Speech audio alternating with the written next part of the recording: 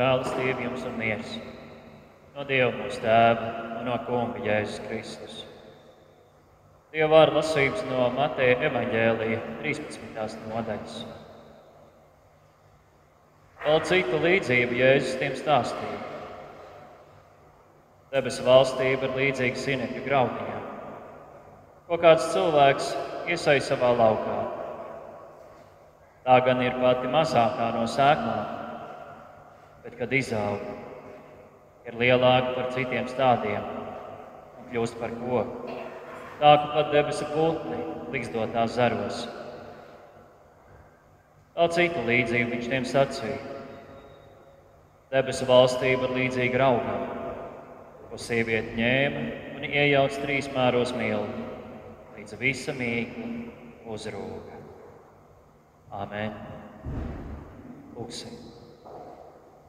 Kungs, svētais gars, mēs lūdzam apgaismo savu bērnu prātus un sirdis.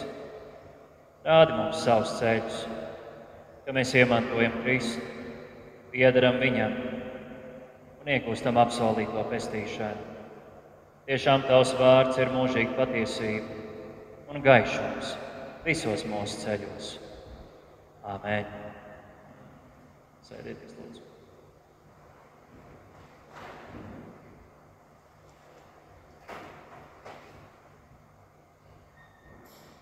Arī šovakar Kungs mums atklāja kādas patiesības pērles, tās salīdzinot ar pasaulīgām lietām. Šoreiz viņš debesu valstību ielīdzina sinepju graudiņām.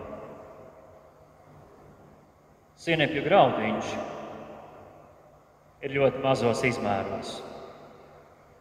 Toties tas augs, kas no tā izaug, tas izaug par kārtīgu koku. Kaut sinepju sēkla ir mazākā no sēklām, tomēr sēkla pārtop par lielāko no augiem.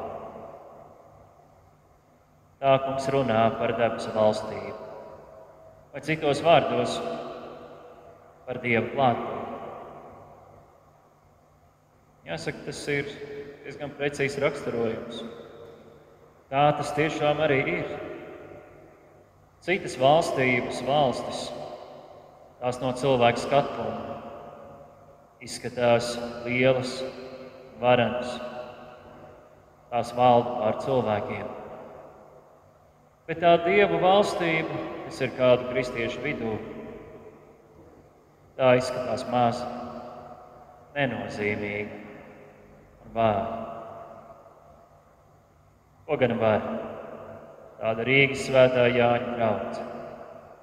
Ko gan var salīdzinoši maza cilvēku grupa, kas sanāk, lai domātu par Dievu vārdu, lai līdzdalītu Dieva klātbūtni?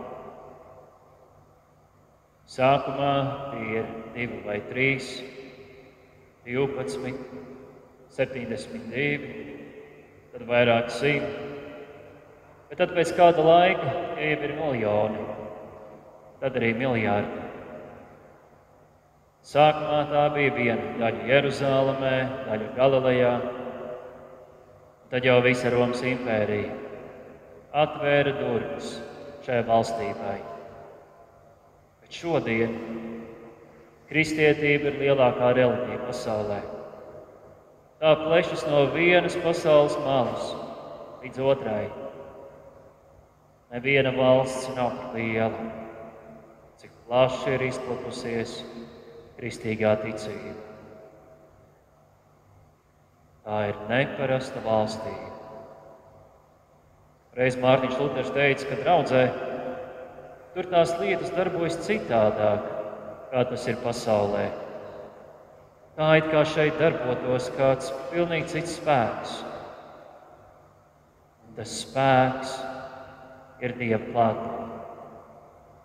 Dieva klātbūtne ir tā debesu valstība cilvēku vidū, par kuru runā Jēzus. Jāsaka, Jēzus daudz mācīja par šo Dievu tuvumu, par Dievu klātbūtni mūsu vidū. Bet jāsaka, ar to arī daudz mācīja vecā derība. Izraēls dodas tūkstnesī. Tos vada pats Dievs, tas Kungs. Izraēls ir Dieva tauta. Kungam ir jāmājo viņu vidū. Tur ir Dieva valstība. Kā tā tiek iedibināta? Mūzes uzkāpa Sinai kalnā un nonesa derības plāksnes. 10 paušļus. Šie paušļi ir Kunga uzaicinājums būt tuvās attiecībās ar šo tautu. Tie norāda uz to, kas ir grēks, kas ir nepieņemams attiecībās ar Dievu. Tie dod vadlīnijas, kā neievainot sevi, citus un arī Dievu. Bet tas ir arī uzaicinājums stāties attiecībās ar to Kungu. Šeit ir tā motivācija pildīt Dieva paušļus, jo redzi, Kungs, tev ir tuvu klāt. Un ja reiz ar tevi ir viņa klātbūtne, tad turot viņa paušļus, ej šos Kunga ceļus. Tad arī pie tevis Dieva valstība vairosies. No maza svēto rakstu vārda, kas lasīts vai dzirdēts, aug debesu valstība cilvēku dzīvēs. Tās ir liels lietas. Tomēr iet šos Kunga ceļus, tas nav nemaz tik briesmīgi sarežģīti. Iekāp sabiedriskajā transportā, jābrauc tik viena pietura. It kā varētu braukt pa zaktu, un to etalonu nepīkstināt. Kontrolas nav. Ja tā nākamajā pieturā iekāps, tad paspējas izkāpt. It kā neviens neredz, un nevienam nav neko daļas. Tomēr tu neesi viens. Pie tevis ir Dieva klātbūtne. Tad viņa dēļ nopīkstina to etalonu, jo viņš redz. Un viņš ir darījis zinām, tā nebūs zakta. Ja ņem braucienu, tad samaksā. Katram ir kāds, ar kuru patīk sarunāties. Tās ir personiskas sarunas. Tam tomēr ejot Kunga ceļus, tomēr neesi viens. Lai cik tas būtu tīkami, nerunā nepatiesību par otru cilvēku. Jo Kungs, kas ir ar tevi, ir darījis tev zinām. Tev nebūs nepatiesība liecināt pret savu tuvāko. Dieva un viņa klātbūtnes dēļ nerunā nepatiesību par citiem. Un labāk jau mēģināt vispār neko sliktu neteikt, bet jācenšas vienmēr atrast to labo. Kad pūles vainagojas, Dieva valstība pie tevis ir vairojusies. Un tad atkal jau pienākas brīdis, kad atskārsti, ka esi bijis švaks, Kunga ceļu gājējs. Un saproti, ka nav jau brīnums, ka tik maz sanāk piedzīvot to Dieva klātbūtni. Par visiem es runāju slikti. Un visur esmu meklējis, kā pašam labāk. Bet zini, ka tieši tā ir tā atkal satikšanās vieta ar Dievu to Kungu. Kungs ir nācis pie grēciniekiem. Tos viņš nācis aicināt.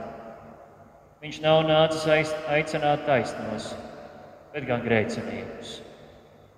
Tad nebaidies sevi atrast starp grēciniekiem. Jo tieši tur viņš tevi atkal aicinās. Tā debesu valstība, tā Dieva klātbūtne ir mūsu vidū. Un ne tikai brīžos, kad mēs pildām paušļus, bet arī tad, kad mēs nākam pie svētā vakarēdiena, To nevienam pat nav jāmāca. Tā vismaz pie mums ir pati par sevi saprotama lieta. Mēs nākam pie altāra, tur mēs visi līdzdalām Dieva klātbūtni. Kāds ir lūkšanā, kāds pie sevis pārdomā Dieva vārdu, cits domā par saviem grēkiem, tad saņem grēku piedošanu. Bet lai nu kā visi ir Dieva klātbūtnē, šī debesu valstība ir mūsu vidū. Un tad arī piepildās Jēzus vārdu. Debesu valstība ir līdzīga sīnekļu graudiņam, ko kāds cilvēks iesēja savā laukā. Tā gan ir pati mazākā no sēklām, bet, kad izaug, ir lielāka par citiem stādiem un kļūst par koku, tā kā pat debesu putni līgzdotās zaros. Tā arī mēs esam kā tie putni, kas atrod patvērumu Dieva valstībā, kas no mazumiņa izaugus par ko lielu un nozīmīgu. Tā arī pie mums piepildās Dieva vārds. Vārds tapa miesa un mājoja mūsu vidū, un mēs skatījām viņa godību, tādu godību kā tēva vienpiedzimušajam dēlam, pilnu žēlastības un patiesības. Tā mēs kunga klātbūtni varētu raksturot. Tā ir pilna žēlastības un patiesības. Ja mūsu dievnams nemitīgi netiktu remontēts, restaurēts un atjaunots, mēs vairāk varētu redzēt šīs valstības atstātās pēdas. 726 gadus atpakaļ dominikāņu mūki sāk šeit noturēt dievkalpojumus latīņu valodā. Un tad nepilns 300 gadu pēc viņiem pirmajai latviešu draudzēji tika uzcelta baznīcas altārdaļa. Jau 441 gadu šeit Dieva valstība tiek pausta latviešu valodā, glābjot cilvēku dvēseles no grēka, vēlna, no nāves varas. Pat cauri visiem padomju laikiem, šeit vai arī Slapjas sakristējā, sanāca vismaz 2 vai 3 kunga vārdā, un debesu valstība bija viņu vidū. Dieva žēlastības avoti arvien tika atvērti, un ar svētā gara palīgu tika uzturēti mūsu brāļi un māsas Kristū. Pašam Kristum arvien dodot savu miesu, savas asinis, par katru grēku, par katru nocietināšanos pret Dieva klātbūtni, par katru amorālu rīcību un cietsirdīgu pārdarījumu, lai atkal katram Dieva bērnam kājas nomazgātu no šīs pasaules netīrajiem ceļiem un atkal atjaunot, lai tas ticīgais cilvēks savas ticības augus atkal nes, lai debesu valstība šeit arvien vairotos. Un arī tas, ka esi sapratis, ka esi liels grēcinieks, arī tā ir svarīga daļa no šī ceļa, bet tur tavā priekšā ir lielāks pestītājs. Kristus ir atnācis pie grēcinieka. Un tā grēka nožēla jau ir tāda, kāda tā samaitātā Ādama pēcnācēja grēka nožēla šajā grēkā kritušajā pasaulē var arī būt. Bet tad izskan dzīvais Dieva vārds. Un tur vajag ticību, lai šo vārdu satvērtu.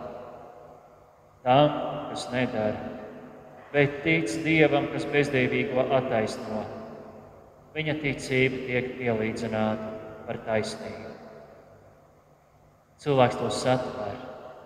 Viņš beidzot novērš savu skatu no savas samaitātās sirds, no saviem darbiem, no paša augstajiem ideāliem un uzlūko apskaitot Kristu.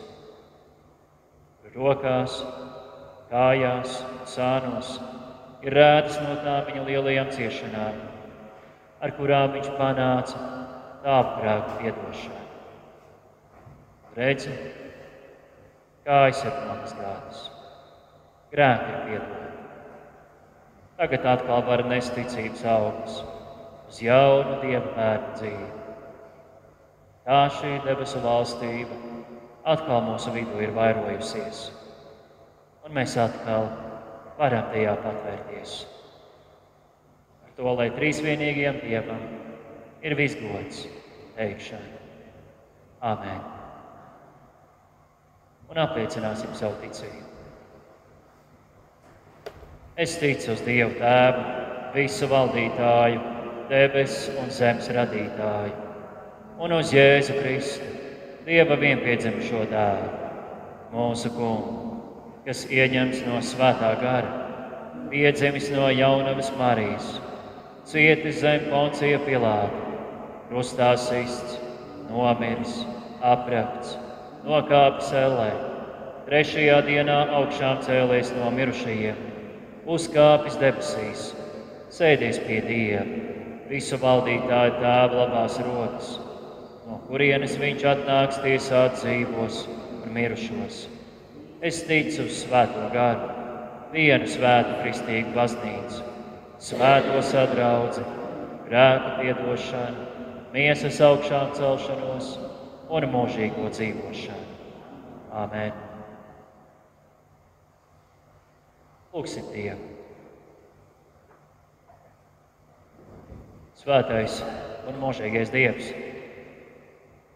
paldies Tev par šo vakaru, ka Tavā namā mēs varējām dzirdēt par Tev nemainīgo mīlestību un mūsu glābšanu.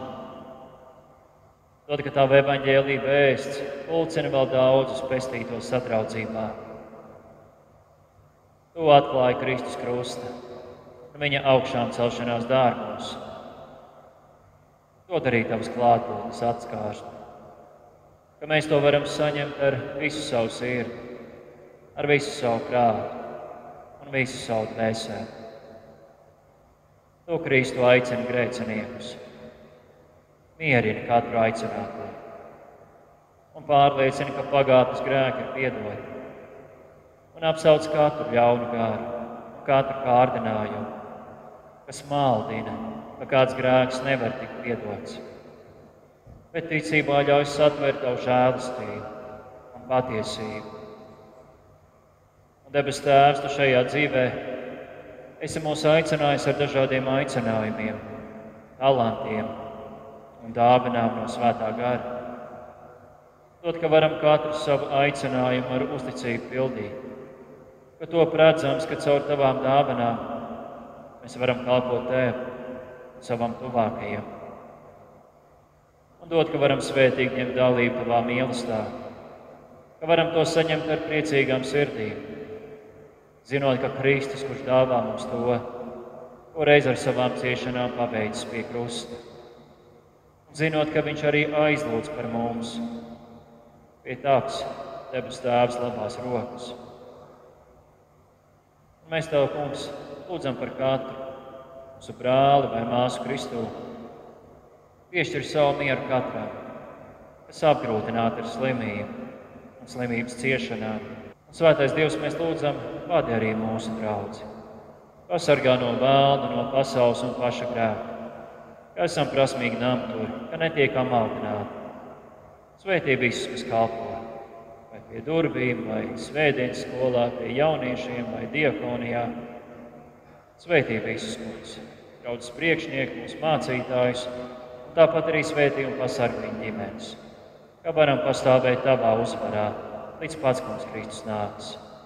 Palīdz mums mūsu uzticamais pestītāju un glābēji, ka dzīvojam Tavā mīlestībā, mirstam Tavā žēlastībā, kā pādusam Tavā mierā, ceļamies augšā caur Tavu spēku un iemantojam mūžīgo dzīvību Tavā valstībā, kur Tu līdz ar Tēvu un Svēto garu, viens patiess Dievs, dzīvo un valdi, augsti teicams mūžīgi.